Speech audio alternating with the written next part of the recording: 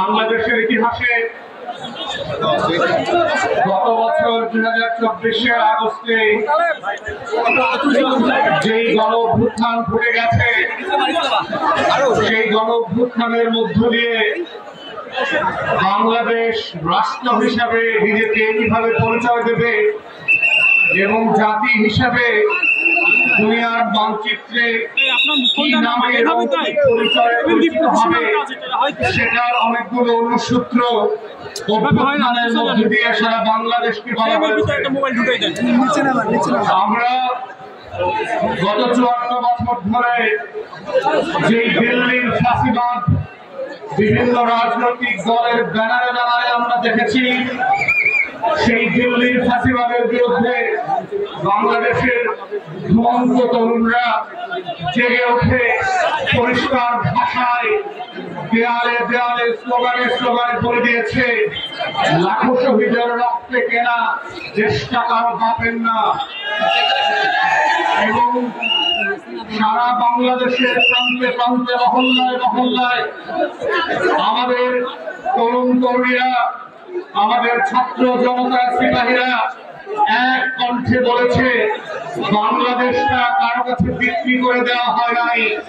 অতএব এটা বাংলাদেশের আদি থেকে শুরু করে আজাদির লড়াইয়ের মূল মন্ত্র ছিল, কোন শেখ পরিবারের কাছে বাংলাদেশ যেমন বেঁচে দেওয়া হয় নাই, ঠিক আওয়ামী লীগ আর দিল্লির কাছে বাংলাদেশ মানচিত্রটা বর্গা দেওয়া হয় নাই।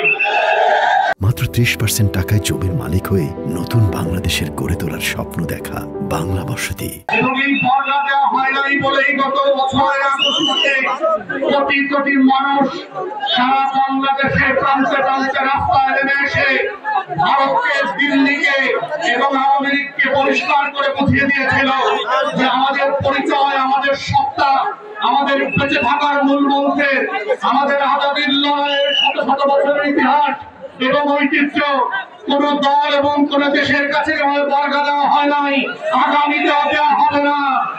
আপনারা যে নামে আসেন, যে ব্যানারে আসেন, ফেব্রুয়ারির পরে হুমকি ধুমকি দিয়ে বাংলাদেশকে আমার পিছনে ফিরিয়ে দিয়ে দিল্লির মানচিত্রের কাছে সঁপে দেবেন, লেবুত্তর্যে বলে যাবেন, সেই বাংলাদেশ আর হতে দেওয়া হবে না।